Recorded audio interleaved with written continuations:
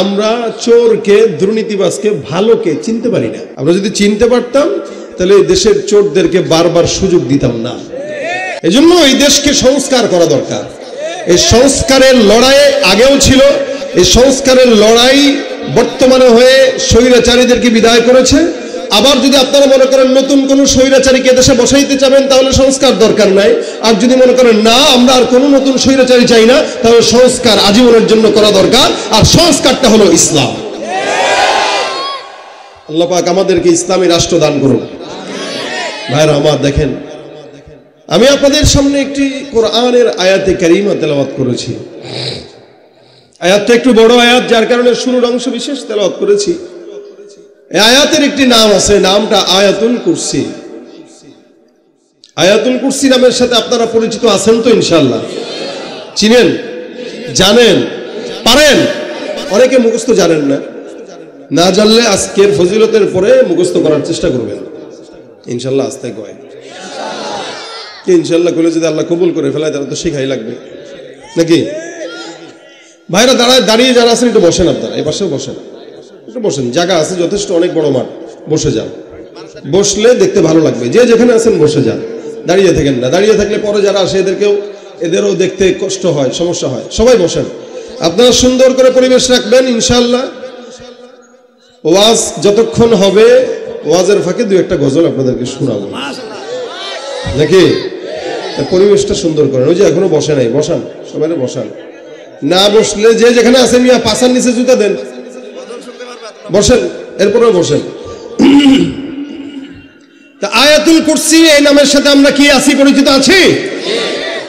আফসোসের বিষয় আমাদের দেশের যুবক ছেলেরা, এই কি সমস্যা, মারো কেন? তুমি এরা মারছো কেন? মোহাম্মত নাকি ফ্রেন্ড রিকোয়েস্ট অ্যাকসেপ্ট করে নাই? কোনটা? মাহফিলে এসে ও কি মোহাম্মত তাদের একজন একদম চুপ খামোশ। এই পোলাপানদের সব সামনে বসায় দিয়েছেন। উচিত হলো মুরব্বীরা সামনে বসা। মসজিদে কিন্তু সামনের কাতারে বাচ্চাদেরকে আপনারা দেন না, দেননি? দেন না, কিন্তু মাহফিলে ঠিকই বাচ্চাদেরকে আগে বসায় দেন। এই কারণে তো মুশকিল হয়। আগে আসছে, কোনো আওয়াজ নাই, একদম খামোশ।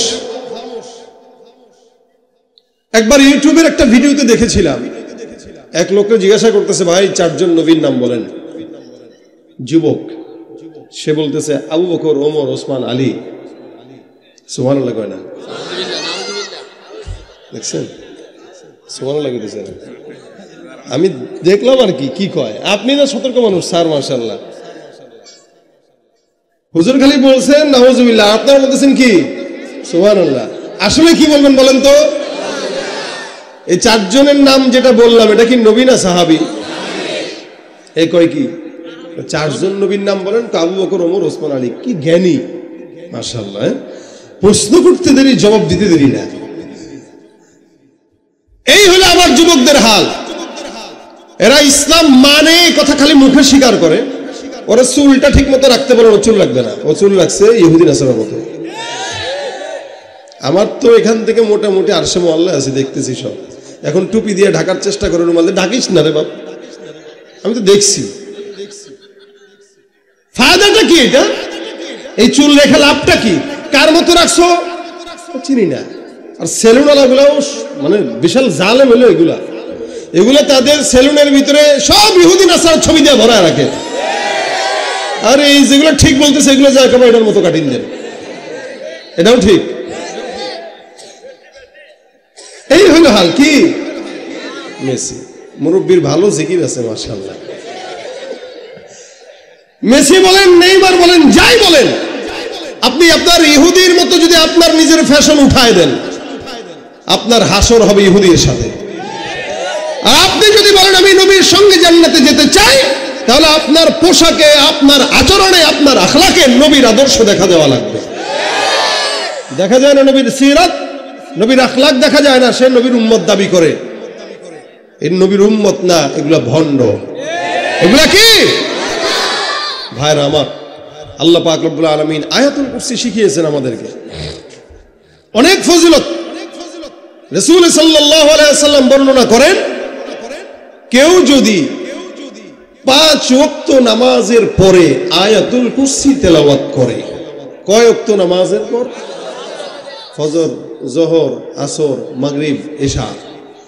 এই 5 ওয়াক্ত নামাজের পরে কন্টিনিউ কেউ যদি আয়াতুল কুরসি তেলাওয়াত করে, নবী বলেন লাম ইয়ামনাহু মিন দুখুলিল জান্নাতি ইল্লা আইয়ামুত, ও মরবে আর ওর জিন্দেগি আর জান্নাত, অর্থাৎ দুনিয়ার জীবন আর জান্নাতের মধ্যে মৃত্যু ব্যতীত কেউ তাকে জান্নাতে প্রবেশ করতে বাধা দিতে পারবে না। ফজিলতটা ছোট না বড়? আকাম কোকাম অনেক করছেন জিন্দেগিতে, অনেক গুনাহ করছি, কিন্তু নবীর এই হাদিসটা শোনার পরে তো আগ্রহ বাড়তেছে যে কিরে এত গুনাহ করার পরেও 5 ওয়াক্ত নামাজের পরে যদি অন্তত একবার করে আয়াতুল কুরসি পড়া যায়, তাহলে তো আমাকে জান্নাতে কে বাধা দিবে? কি বলেন, ঠিক না? আয়াতুল কুরসি ধরে টেনে হেঁচড়ে আপনাকে জান্নাতে নিয়ে যাবে। এই জন্য নবী সাল্লাল্লাহু আলাইহি ওয়াসাল্লাম বলেন, মান ক্বারা আয়াতুল কুরসি ফি দুবুরি কুল্লি সালাতিন মাকতুবা লাম ইয়ামনাহু মিন দুখুলিল জান্নাতি ইল্লা আইয়ামুত। নবী করিম সাল্লাল্লাহু আলাইহি ওয়াসাল্লাম বর্ণনা করেন, কোন ইমানদার বান্দা, কোন মুত্তাকি বান্দা, আল্লাহর বান্দা যদি 5 ওয়াক্ত নামাজের পরে এই আয়াতুল কুরসি পড়ে, জান্নাতে যেতে আল্লাহ পাক রব্বুল আলামিন কোনো বাধা রাখবেন না। বান্দা পড়বে, মরবে, সোজাসুজি জান্নাতে যায় ঢুকবে। আল্লাহ পাক রব্বুল আলামিন এটাকে এত ফজিলতপূর্ণ বানাইছেন, আল্লাহ পাক এটাতে আল্লাহর শান বর্ণনা করলেন। অনেক মুফাসসিরিন ইকরাম বর্ণনা করেন আয়াতুল কুরসি এটা হলো একটা ইসমে আজম। ইসমে আজম যেরকম কাজ করে, আয়াতুল কুরসি পড়বে কাজ হবে না, এটা হতে পারে না। এই কারণে মুসলমান নবীর উম্মত আল্লাহ পাক শুরুতেই আল্লাহর পরিচয় বর্ণনা করেন, আল্লাহু লা ইলাহা ইল্লাহু আল হাইয়ুল কাইয়্যুম। শুরুতে আল্লাহ পাক রব্বুল আলামিন তার পরিচয় দিয়ে বলেন আল্লাহ, তিনি আল্লাহ, লা ইলাহা ইল্লাহু, তিনি একজন, যার কোনো ইলাহ নাই, যার কোনো শরীক নাই। আল্লাহ পাক রব্বুল আলামিন বর্ণনা করেন যার কোনো ইলাহ নাই, যার কোনো শরীক নাই। তিনি হলেন কে? তিনি হলেন আল্লাহ। এই আল্লাহকে একক মানতে যায় যদি জীবনও দেওয়া লাগে, জীবন দিতে ইমানদারের জন্য তৈয়ার হওয়া রাজি। ইমানদার রব্বুল আলামিনের আল্লাহর স্বীকারের জন্য, ইমানদার আল্লাহকে এক বলে স্বীকার করবে, এটা মানতে যায় যদি জীবন দেওয়া লাগে, ইমানদার সেটাতেও রাজি হয়। কেন? আমাদের আল্লাহ পাক রব্বুল আলামিনের তরফ থেকে আমাদের শিক্ষা, আল্লাহ পাক একজন। যত বড় নেতা হোক না কেন, যত বড় লিডার হোক না কেন, আসমানের নিচে জমিনের উপরে আল্লাহর সমকক্ষ কেউ হতে পারে? ভাইরা আমার, আল্লাহ পাক রব্বুল আলামিন তার পরিচয় কোরআনে বারবার বর্ণনা করেছেন। এরপরও আমরা আল্লাহকে বাদ দিয়ে নেতাদের গোলামি করি, আল্লাহকে বাদ দিয়ে পীরের গোলামি করি, আল্লাহকে বাদ দিয়ে বান্দা বান্দার গোলামি করে। নবী করিম সাল্লাল্লাহু আলাইহি ওয়াসাল্লাম হাদিসে স্পষ্ট বর্ণনা করে বান্দাকে জানাই দিলেন, লা তাআতা লিমাখলুকিন ফি মাসিয়াতিল খালিক। খবরদার বান্দা, জমিনের মধ্যে আল্লাহকে বেজার করে কোনো মানুষের আনুগত্য করা সম্পূর্ণ হারাম। একদিকে নেতা, একদিকে আল্লাহ, মানবো কাকে? নেতাকে না আল্লাহকে? যদিও বলেন আল্লাহকে, কিন্তু যে দলের লিডারের পিছনে পা চাটা গোলামি করে, ঠিক কিনা? মন থেকে বলেন, একদিকে সারা দুনিয়া, একদিকে আল্লাহ, যাব কোন দিকে? আল্লাহর দিকে। আল্লাহ পাক রব্বুল আলামিন বান্দাকে বারবার সবক শোনায় দেন। এখানে আল্লাহ পাক শুরুতেই বান্দাকে কুফরির ব্যাপারে সতর্ক করলেন, খবরদার, লা ইলাহা ইল্লাহু, আল্লাহ ছাড়া কারো সঙ্গে কোনো কাউকে শরীক করবা না, আল্লাহর সঙ্গে কাউকে শরীক করবা না, আল্লাহ ছাড়া কারো ইবাদত করবা না। কারণ এমন একজনের ইবাদত করবা যিনি চিরঞ্জীব, যিনি চিরশক্তিশালী। এ ভাইরা আমার, এলাকার ভিতরে এখন চেয়ারম্যান নাই, মেম্বার নাই, ইউনিয়ন পরিষদের এই নাই, সেই নাই, এমপি নাই, মন্ত্রী নাই, এমন কি দেশের মধ্যে প্রধানমন্ত্রীও নাই। বলেন তো বাংলাদেশ আছে না নাই? ঠিক আছে তো। এলাকার চেয়ারম্যান ঘুমাইলে এলাকা চলে, মেম্বার ঘুমাইলে এলাকা চলে, রাষ্ট্রপ্রধান ঘুমাইলে এলাকা চলে, লেকিন আল্লাহ ঘুমাইলে একটা সেকেন্ডের জন্য দুনিয়া চলতে পারে না। যার কারণে আল্লাহ বলেন, লা তাখুযুহু সিনাতুন ওয়ালা নাওম। তিনি এমন একজন মালিক, যেই মালিক তার ঘুম তো দূরের কথা, তন্দ্রাচ্ছন্ন হয় না, কোন বান্দা যদি আল্লাহ পাক রব্বুল আলামিনকে ডাক দেয়, রাত 2টা বাজুক, 3টা বাজুক, 4টা বাজুক, 5টা বাজুক, যখন ডাক দিবে আল্লাহ পাক তখন শুনে কি শুনে না? আল হাইয়ুল কাইয়ুম যদি জীবিত না হতো, চিরঞ্জীব যদি না হতেন, আল্লাহ পাক একটা সময় বান্দার ডাক শুনতেন, আর একটা সময় শুনতেন না। কিন্তু আমার আল্লাহ পাক রব্বুল আলামিন বলে, মুমিন, জমিনের মধ্যে সব বান্দারা ঘুমায়, আমি আল্লাহ পাক ঘুম তো দূরের কথা, তন্দ্রাও হই না। কারণ আমি আল্লাহ তন্দ্রাচ্ছন্ন হলেও এই আসমান জমিন 1 সেকেন্ডের জন্য টিকতে পারবে না। ভাইরা আমার, এটা আল্লাহ পাক রব্বুল আলামিনের পরিচয়। কোটা আয়াতের মধ্যে আল্লাহ পাক তার পরিচয় দিয়ে শিখায় দিলেন, খবরদার এরপরও আল্লাহর সঙ্গে শরীক করা যাবে। আমরা বিশ্বাস করি আল্লাহ কয়জন? ইহুদিরাও বিশ্বাস করে আল্লাহ একজন, নাসারাও বিশ্বাস করে আল্লাহ একজন। গোটা আহলে কিতাব যারা, অন্য নবীর উম্মত যারা, তারা আল্লাহকে একজন বলেই মানে। আমরাও একজন বলে মানি, তারাও একজন বলে মানে। কিন্তু সমস্যা কোথায়? সমস্যা একটা জায়গায় আছে, তারা আল্লাহকেও মানে, মাগার আল্লাহর সঙ্গে অন্য কাউরে শরীক করে।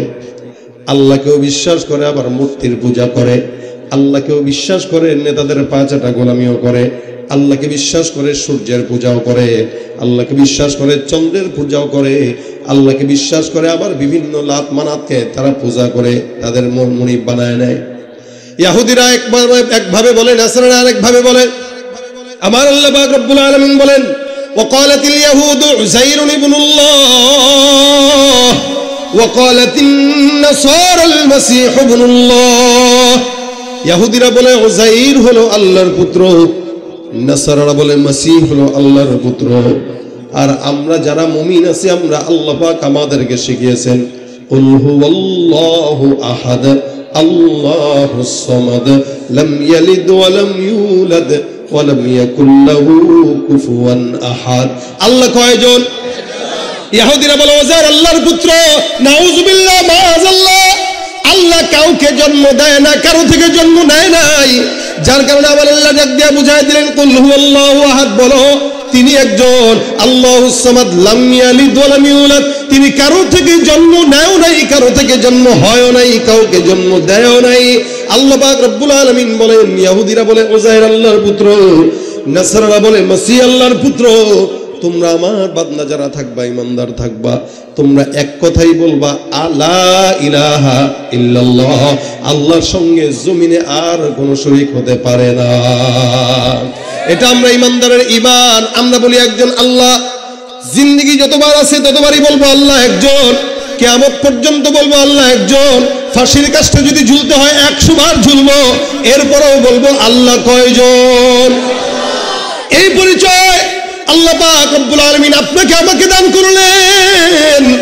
জমিনের মধ্যে আল্লাহ পাক রব্বুল আলামিন অন্য কারো ঘরে চাইলে আমাদেরকে বানাইতে পারতেন, আমরাও কিন্তু তাদের মতো বলতে পারতাম। কিন্তু আল্লাহ পাক দয়া করে, মহব্বত করে ঈমানদার বানাইছেন, মুসলমানের ঘরে জন্ম দিয়েছেন। যার কারণে আমরাও বলি লা ইলাহা ইল্লাল্লাহ, লা ইলাহা ইল্লাল্লাহ। আল্লাহ পাক শিখাই দিলেন, বান্দা খবরদার এক আল্লাহর ইবাদত করো। আল্লাহু লা ইলাহা ইল্লা হুয়াল হাইয়ুল কাইয়ুম। এত একটা ফজিলতপূর্ণ আয়াত। নবী করিম সাল্লাল্লাহু আলাইহি ওয়াসাল্লাম বলেন, এই বান্দার মুমিন, আমার উম্মত যারা নিজেরা নিজেদেরকে মুমিন বলে দাবি করো, তোমরা শুনে নাও। এই আয়াতটা আল্লাহর হাবিব সাল্লাল্লাহু আলাইহি ওয়াসাল্লাম অনেক পছন্দ করতেন এবং এই আয়াতের বারবার পড়ার জন্য বান্দাকে উপদেশ দিতেন। হে মুসলমান, এত ফজিলতপূর্ণ একটি আমল। আবু হুরায়রা সাহাবী রাদিয়াল্লাহু তাআলা আনহু, অনেক বড় সাহাবী, যে সাহাবী হাদিসের মধ্যে সবচেয়ে বেশি হাদিস বর্ণনাকারী সাহাবী। আবু হুরায়রার মতো আর কোন সাহাবী এত হাদিস বর্ণনা করেন নাই। শুধু তাই নয়, আবু হুরায়রা রাদিয়াল্লাহু তাআলা আনহু এমন সাহাবী, যেই সাহাবী ইসলাম গ্রহণের জন্য, দিন শেখার জন্য মসজিদে নববীর গেটের মধ্যে 24টা ঘন্টা পড়ে থাকতো। এমনও সময় হয়েছে খেয়ে না খেয়ে ঈমান নেওয়ার জন্য, হাদিস সংগ্রহের জন্য, কোরআন শিক্ষা করার জন্য আসহাবে সুফফার মধ্যে সাহাবী আবু হুরায়রা যেয়ে পড়ে থাকতেন। এমনও সময় হয়েছে পেটের মধ্যে ক্ষুধার কারণে লাফালাফি করতেছে, মানুষ মনে করতেছে মির্গি বেরাম ধরছে। না না, আবু হুরায়রা ক্ষুধার যন্ত্রণায় এভাবে সুন্দর করে মসজিদের গেটের মধ্যে পড়ে পড়ে খাতরাইতো। কখনো কোনো সাহাবীকে দেখলে সালাম দিয়ে প্রশ্নের ভান ধরে কথা বলার চেষ্টা করত। এই আশায় যদি আমাকে কিছু খাবারের জন্য বাসায় নিয়ে যায়, কিন্তু না, কেউ নিত না। কখনো খাবার পেতেন, কখনো পেতেন না। এটাই ছিল আবু হুরায়রার জিন্দেগি। এই আবু হুরায়রা রাদিয়াল্লাহু তাআলা আনহু বর্ণনা করেন, আল্লাহ পাক রব্বুল আলামিনের হাবিব মুহাম্মদুর রাসূলুল্লাহ সাল্লাল্লাহু আলাইহি ওয়াসাল্লাম আমার কাছে সাদকাতুল ফিতরের মাল সংরক্ষণের জন্য আমার দায়িত্বে দিয়ে রেখেছেন। আমাকে ডাক দিয়ে বলল, আবু হুরায়রা, মালগুলো আমি তোমার কাছে দিলাম, তুমি এগুলোর জিম্মাদার, এগুলো সুন্দর করে তোমার কাছে রাখবা, আমানত, জনগণের আমানত, খবরদার এই জনগণের আমানতের যেন এক বিন্দু পরিমাণ এদিক সেদিক না হয়। জনগণের আমানত জনগণকে ঠিক মতো বোঝায় দিবা, এটাই হলো নেতার আলামত। নেতা তার জনগণের আলামত পুঙ্খানুপুঙ্খানু বুঝায় দিবে। কিন্তু আফসোস, বাংলাদেশের যত ক্ষমতাবান ছিল সরকার থেকে 10 কোটি টাকা নিয়ে রাস্তার মধ্যে 2 কোটি দিয়া বাকি 8 কোটি নিজের পকেটে, ঠিক কিনা? আমানতদারিতা শিখেন। আবু হুরায়রাকে আল্লাহর নবী সাল্লাল্লাহু আলাইহি ওয়াসাল্লাম আমানতদারিতা বানাইছেন। এ আবু হুরায়রা, এই সমস্ত খেজুরগুলো, মালগুলো, সম্পদগুলো তোমার আন্ডারে। এই যাকাতের ফান্ডগুলো, সাদকাতুল ফিতরের ফান্ডগুলো, টাকাগুলো, খেজুরগুলো তুমি তোমার আমানতে রাখবা। খবরদার, খবরদার, এক বিন্দু যেন এদিক সেদিক না হয়। আবু হুরায়রা রাদিয়াল্লাহু তাআলা বর্ণনা করেন, আমি এই সমস্ত মালগুলো সুন্দর করে দেখভাল করার জন্য এই জায়গায় রেডি। হঠাৎ করে একদিন তাকায় দেখলাম রাত্রিবেলা গভীর আওয়াজ, আমার ঘরের মধ্যে কে যেন ঢুকলো। আমি বুঝলাম, আমি উঠে তাকায় দেখি একটা চোর আমার ঘরের মধ্যে ঢুকলো চুরি করার জন্য। আমি আর কিচ্ছু বললাম না, সঙ্গে সঙ্গে তাকে হাতটা ধরলাম। হাত ধরে বললাম, কি ব্যাপার, সাহস তো কম না, তুমি জনগণের টাকা চুরি করার জন্য আসছো। এখানে যত মাল দেখা যায় মালগুলো সব জনগণের মাল, ব্যাপার কি, তুমি এখানে কেন আসছো? চোরটা আমারে কয়, এ ভাই, তুমি কি আমি জানি না? তোমার ঘরের মধ্যে ঢুকলাম, সম্পদ আশা থাকার কারণে ঢুকলাম, কিছু চুরি করার জন্য। আসলে আমি চোর না। তাহলে তুমি কে? চোর না হইলে ঘরের মধ্যে না বলে কেন ঢুকলা? ছোট্টা ডাক দিয়া কয়, আমার সন্তান ক্ষুধার্ত, বিবি ক্ষুধার্ত, মাও ক্ষুধার্ত, খাবার পায় না, অনেক দিন হয়ে গেছে, যার কারণে আমি তোমার ঘরে ঢুকলাম, কিছু খাবার যেন ঘরের মধ্যে নিয়ে যাওয়া যায়। এই কারণে দয়া করে আল্লাহর রাস্তে কিছু খাবার আমাকে দাও, নয় তোমাকে চোর বলে আমাকে মেরো না। আমি চোর না, আমি স্বভাবের কারণে চুরি করে নেই, আমি অভাবের কারণে তোমার ঘরে ঢুকতে বাধ্য হয়েছি। বারবার যখন চোরটা আকুতি মিনতি করতেছিল, চোখের পানি ছাড়তেছিল, আবু হুরায়রার দিলের মধ্যে মায়া, চোরকে ছেড়ে দেয়। চোরকে বলল, খবরদার, এটা কিন্তু জনগণের আমানত, এখানে আমার থেকে দেওয়ার মতো কিচ্ছু নাই, আমি দেওয়ার স্বাধীনতাও রাখি না, এটা 10 জনের আমানত, তুমি এখান থেকে চলে যাও, দয়া করে আর তুমি কোনোদিন আসবা না। চোরটা এখান থেকে চলে গেল, কসম খাইলো আর কোনোদিন সে আসবে না। খুব বুঝবেন, দেখেন, ফজরের নামাজের সময় মসজিদে যখন আবু হুরায়রা রাদিয়াল্লাহু তাআলা আনহু ঢুকলেন নামাজের জন্য, নামাজের পর আবু হুরায়রা রাদিয়াল্লাহু আনহু লক্ষ্য করলেন, পয়গম্বর ডাক দিয়া বলে, আবু হুরায়রা, ব্যাপার কি? গত রাতে যে তোমার ঘরে চোর ঢুকেছিল, ওই চোরটা কোন জায়গায় ছেড়ে দিছো নাকি বেঁধে রাখছো? সুবহানাল্লাহ। কয় না আগে করছে। আবু হুরায়রা, ঘরের মধ্যে যখন চোর ঢুকছে তখন কি নবী ছিল কাছে? নবী কেমনে জানলেন? আবু হুরায়রা তো বলে নাই। আবু হুরায়রা তো অবাক, ইয়া রাসূলুল্লাহ, বুঝলাম না, আমার ঘরে চোর ঢুকলো, আমি জানি, চোর জানে, আল্লাহ জানে, আপনি কেমনে জানলেন? তার মানে বোঝা গেল আল্লাহ পাক ওহীর মাধ্যমে জানায় দিয়েছেন। নবী করিম সাল্লাল্লাহু আলাইহি সাল্লাম বলেন, আবু হুরায়রা, তোমার ঘরে চোর ঢুকেছে, যে চোর, এটা মারাত্মক বড় চোর, এই চোর সাধারণ চোর না। আবু হুরায়রা রাদিয়াল্লাহু তাআলা ডাক দিয়ে বলেন, ইয়া রাসূলুল্লাহ, আমার ঘরে যে চোরটা ঢুকছে, আসলে হুজুর এটা চোর না, এটা সাধারণ একজন মানুষ। কারণ সে আমার কাছে ওয়াদা করছে সে কোনোদিন চুরি করে নাই, করবেও না। তার ঘরের বিবি বাচ্চা ক্ষুধার্ত থাকার কারণে সে আমার কাছে চুরি করার জন্য আসছে, মূলত সে চোর না। নবী ডাক দিয়া বলেন, আবু হুরায়রা, মনে রাখবা, যেই চোরটা গতকাল কসম খেয়ে তোমার থেকে বিদায় হয়েছে, এই চোরটা আজকে রাতেও তোমার ঘরে চুরির জন্য ঢুকবে। বলছেন কে? হ্যাঁ, তার নবীজি বলছেন, তার মানে অবশ্যই হবে। 100% বন্দুকের গুলি মিস হবে, এটা মিস হবে। আবার হুজুর কি বলেন, এই কান্নাকাটি করে আমার কাছে ওয়াদাবদ্ধ হয়ে গেছে। আসলে চোররা কান্নাকাটি করে, যতবার ধরা খায় ততবার ওয়াদাও করে, আবার যতবার করতে যায় ততবার ওয়াদা ভঙ্গ করেই চুরি করতে যায়। চোরদের ওয়াদার কোনো দাম আছে? চোরদের ওয়াদা এখন একটা সকালে করবে, বিকেলে একটা করবে। এমনকি এরা যখন কসম খায়, নাক ধরেও কসম খায়, কান ধরেও কসম খায়।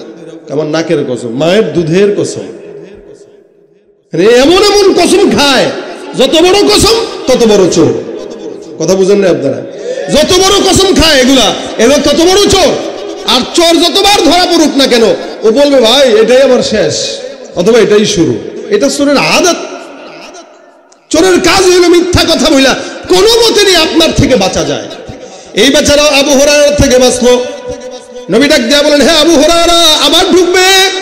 আবু হুরায়রা ডাক দিয়া বলেন, রাসূল আজকে যদি আসে দুই রাত বাইন্দা আপনার কাছে নিয়ে আসবো, বুঝবে ঠেলা কারে কয়।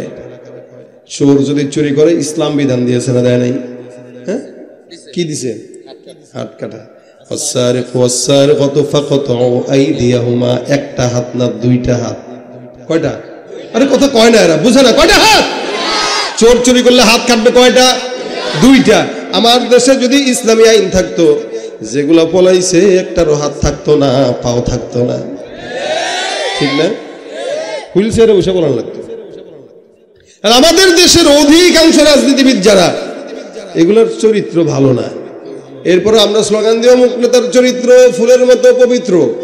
নেতায় তো এসি রুমে শুয়ে শুয়ে চিন্তা করে, কিরে চুরি করে 5 তলা বিল্ডিং বানানোর পরেও যদি চরিত্র ফুলের মতো হয়, ভালো হওয়া দরকার কি, বড় ডাকাত হওয়া দরকার, আরো সামনে চুরি বাড়ায় দিব। হ্যাঁ তো চুরি করার পরে বলো চরিত্র ফুলের মতো। এই হলো হালত।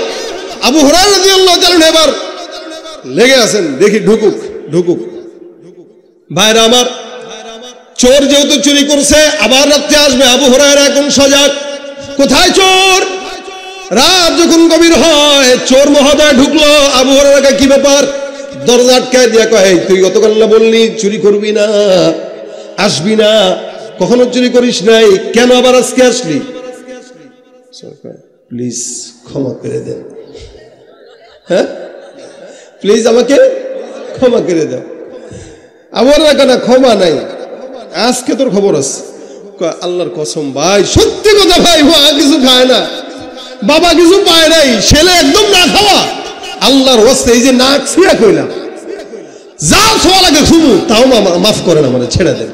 আবু হুরায়রা কয়, না ছাড়া যাবে না, আমার নবী বলছেন তুই আসবি, তার মানে তুই বড় চোর, তোরে ছাড়বো না।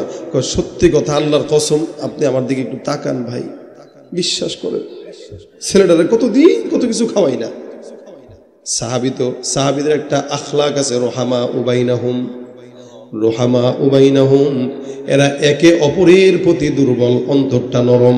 মানুষ মানুষের জন্য মানবতা এত বেশি ছিল, যার কারণে এদেরকে কেউ আঘাত দিলেও তারা তাদেরকে ক্ষমা করে দিত। সুবহানাল্লাহ। আবু হুরায়রা দিলের মধ্যে মায়া লেগে গেছে, চোরকে ছেড়ে দিলেন। আবার পরের দিন ফজরের সময় নবী ডাক দিয়ে বলে, হুরায়রা কোথায় চোর? বলে, হুজুর চোরটারে ছেড়ে দিছি, এটা ভালো, খারাপ না, ওয়াদা করছে চুরি করবে না বলছে।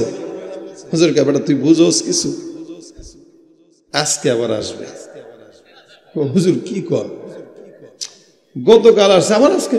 এ তো বলো চোর না, আমার তোর চেহারা চোর মনে হয় না। না না না, আজকে আবার। আপনারা তো 2 টাকার চোর ধরলে পাইলে ঘুষাইতে ঘুষাইতে দাঁত ভেঙে দেন। চোর একটা ধরা পড়ছে মনে করেন আপনাকে বাজারে, মারতে মারতে গিলে দিলে শেষ। আর আপনি যা ভাই কেন মারতেছেন? পকেট মার। কি করছে? আমার পকেটে হাত দিছে। চুরি করছি নি? না, হে সুযোগ পায় নাই। ওমা, তোর পকেটে হাত দিছে মাত্র, চুরি করে নাই, টাকাও নেই, তুই মারলি কেন? চোর হাত দিবে কেন? ও কত বড় সাহস, চিনে মারে। দেখেন 2 টাকার পকেট মারকে কেবল পকেটে হাত দেওয়ার কারণে মারতে মারতে দাঁত ভেঙে ফেলছে। কিন্তু সমাজের কোটিপতি চোর গুলারে দেখলে, আসসালামু আলাইকুম স্যার, কথা কয় না, কথা বলে না, আসলে নাই। তাহলে 2 টাকার পকেট মারকে যে অন্যায়ের কারণে মারলেন, কোটি টাকার চোরকে তো সে অন্যায়ের কারণে বেশি মারা দরকার ছিল, কিন্তু একজনে মারলেন, আরেকজনে সালাম দিলেন। ঠিক হলো নি? কথা কয় না, ঠিক হলো নি? তাহলে এগুলা আমাদের দেশের সবচেয়ে বড় বৈষম্য। ছোট চোরদের আন্দোলন করা দরকার। যারা পকেট মার, যারা শীত কেটে চুরি করে, এদের আন্দোলন করা দরকার। যেন আমরা এই বৈষম্য মানি না। এখন তো রিক্সাওয়ালারা আন্দোলন করতেছে, অটোওয়ালারা আন্দোলন করতেছে, তো সবাই আন্দোলন করে। এই মুহূর্তে এই ছোট ছোট চোরদের আন্দোলন করা দরকার। তাহলে আমরা এতদিন যে মার খেলাম এই মারগুলো ফেরত দেওয়া হোক, কি বলেন, ঠিক না? চোর যাই করুক না কেন, বড় হোক ছোট হোক, মোটামুটি একটা চোর 10 দিরহাম পর্যন্ত যদি চুরি করে, এই 10 দিরহামের নিচে চুরি করলে সমস্যা নাই, কিন্তু 10 দিরহাম মোতাবেক চুরি করলে তার হাত কাটা হবে। এটা ইসলামের শরীয়তের আইন। সুতরাং আশেপাশে নজর দিয়ে রাখবেন। ভবিষ্যতে কেউ যদি আবার আপনার এলাকায় আপনার আশেপাশে কারো টাকা চুরি করে, এলাকা ভিত্তিক আইন পাশ করুন, ইসলামী আইন, শরিয়া ভিত্তিক আইন। আমাদের এলাকায় কেউ যদি চুরি করে, আমাদের ইসলামী আইন অনুযায়ী আমাদের এলাকা চলে, ওর হাত কেটে দেওয়া হবে সুন্দর করে। একজন চোরের হাত কাটেন, দ্বিতীয় চোর কোনোদিন মাথা উঁচু করে দাঁড়ানোর সাহস করবে না। ঠিক কিনা জানা বলেন ভাইরা? আবার নবী করিম সাল্লাল্লাহু আলাইহি ওয়াসাল্লাম সকালে ডাক দিয়ে বলতেছেন, কি ব্যাপার, চোর কোথায়? আবু হুরায়রা কয়, হুজুর মায়া লাগছে, ছেড়ে দিস। রাসূল কয়, আজকেও? এ নিয়ে কয়দিন হইল? 3 দিন চলবে। রাত যখন গভীর হয়ে গেল, আবু হুরায়রা অপেক্ষমান, চিন্তা করে কোন জায়গা দিয়ে চোর ঢুকবে। চোরটা আসবে, খপ করে ধরবো, দড়ি কিনছে, দড়ি দিয়ে বানবে, তারপরে নবীর কাছে নিবে। চোরও জানে নবীর কাছে নিলে হাত তো থাকবে না, বিপদ আছে। এবার রাত্রিবেলা গভীর হয়ে গেল, চোর মহোদয় ঢুকলো। আবু হুরায়রা রাদিয়াল্লাহু তাআলা আনহু কয়, কি ব্যাপার? তোর অপেক্ষায় তো ছিলাম, নবী তো আমার আগেই বলে দিছে। দরজাটা লাগায় সুন্দর করে দড়ি দিয়ে হাতটা বেঁধে ফেলছে, বেঁধে চোরে বসায় রেখে জিকির করবে, সকাল পর্যন্ত ওয়েট করবি, ফজরের সময় হবে, লাইট থেতে নিমু তোরে। ফাঁসি কত কসম খাইলি তুই কালকে, তোর লেগে আমার মায়া লাগছিল। হ্যাঁ আচ্ছা ভাই, এটা আপনার সাথে ঘটলে আপনিও তো করবেন। তোরে কতকাল ছাড়লাম, তার আগের দিনও ছাড়লাম, তোর লেগে কত মায়া লাগলো, তুই আজকেও কামটা করলি কি? হ্যাঁ। আবু হুরায়রা কয়, তোরা সকালবেলা দেখা যাবে, চুপ থাকবি, কোনো কথা কবি না, আজকে কোনো কসম চলবে না, কোনো চোখের পানি দেখলেই পিটাবো। বেজায় কয়, আবু হুরায়রা গো, গত 2 দিন আসছিলাম, চুরি করতে পারি নাই, বউ তো খাইতে পারে নাই, চুরি করলে না একটু খাওয়ান দিতাম না। এ আবু হুরায়রা মাফ করে দাও, আর ওয়াদা করলাম চুরি করবো না। পুরান কথা কইস না, নতুন কথা কয়। এটা আগের কথাই, বারবার একই কথা কয়, বারবার আমার থেকে ছুটো, নতুন কি আছে বলো? এবার চোর মহোদয় চিন্তা করে, যেহেতু পুরান কথা বললে ভাত জুটবে না, নতুন কথা বলা দরকার। নতুন কথা বানাইতেছে। হঠাৎ করে আবু হুরায়রা কয়, কি? তোমার আমি একটা জিনিস শিখাবো, তুমি শিখবা। কি? আল্লাহর কোরআন থেকে একটা আয়াত তোমার আমি শিখাবো। সুবহানাল্লাহ। কে শিখাবে? কারে শিখাবে? সাহাবীরে। আবু হুরায়রার মতো সাহাবীকে চোর শিখাবে। আবু হুরায়রা কয়, কি তুই আমারে কোরআন শিখাবি? তুই চোর, আমারে কোরআন শিখাবি? চোর হলে কিছু ইমান ঠিক আছে না? চোর হইলে ইমান ঠিক আছে? কিছু টাইপের লোক আছে মাজারে যায়, সেজদা দেয় মাজারে, এরপরে কবে ইমান ঠিক আছে? এত তোর ইমানই নাই, ঠিক থাকে কোথায়? ইমান থাকলে না ঠিক থাকবে। পর্দা করে না কয় ইমান ঠিক আছে, নামাজ পড়ে না কয় ইমান ঠিক আছে, রোজা রাখে না কয় ইমান ঠিক আছে, এটা ভণ্ড। আমার আল্লাহ বলেন, ওমিনান নাসি মান ইয়াকুলু আমান্না বিল্লাহ ওয়া বিল ইয়াউমিল আখির ওয়া মা হুম বিমুমিনিন। ইমানদার দাবি করে, নামাজ নাই, রোজা নাই, পর্দা নাই, পশিদা নাই। আল্লাহ বলেন, মুমিন দাবি করলেও মুমিন নয়, এরা ভণ্ড, এরা বেঈমান। ঠিক কিনা? মানুষের মতো নজরে দেখা যায়, আসলে মানুষ না, সব হলো বেঈমান। আল্লাহ পাক রব্বুল আলামিন বলেন, মানুষের মতো দেখা গেলেও এরা ওই দলের। কোন দলের? আল্লাহ পাক বলেন, লাহুম কুলুবুল লা ইয়াফকাহুনা বিহা ওয়া লাহুম আ'য়ুনুল লা ইউবসিরুনা বিহা ওয়া লাহুম আযানুল লা ইয়াসমাউনা বিহা উলাইকা কাল আনআম। আল্লাহ কয়, এগুলোর দিল আছে, বুঝে না, কান আছে, শুনে না, চোখ আছে, দেখে না। এরা কারা? এরা সব কুকুর, শুয়োর, হায়াওয়ানের মতো। বরং তার চাইতেও আচ্ছা, একটা মানুষ যেখানে আল্লাহ বলছেন কাররামনা বানি আদম, সবচেয়ে বেশি সম্মান দিলাম, আবার বলতেছে জানোয়ারের মতো, তাহলে কথা 2 রকম হয়ে গেল না? 2 রকম তো হবেই, কারণ মানুষ যে 2 রকম। একদল আছে ইমানদার, দাবি করা লাগে না, দেখলেই বোঝা যায় ইমানদার। আরেক দল আছে কয়, ভাই আমি সকালবেলা ঘুম থেকে উঠে যায় নামাজ খুঁজি। আরেক দল আছে স্টেজে উঠে কয়, ভাই আমি তাহাজ্জুদ পড়ি। আরেক দল আছে কয়, ভাই আমি জিকির করি। এটা দাবির নাম নয়, এটা মানার নাম। ঠিক কিনা যারা কন? মুসলমান খুব বুঝবেন। আল্লাহ বলেন, এগুলা হায়াওয়ান, জানোয়ারের মতো, তার চাইতেও খারাপ। আচ্ছা বলেন, ফরজ নামাজ এটা মুসলমানের উপরে ফরজ না কুকুরের উপরে ফরজ? কোন কুকুর নামাজ পড়ে?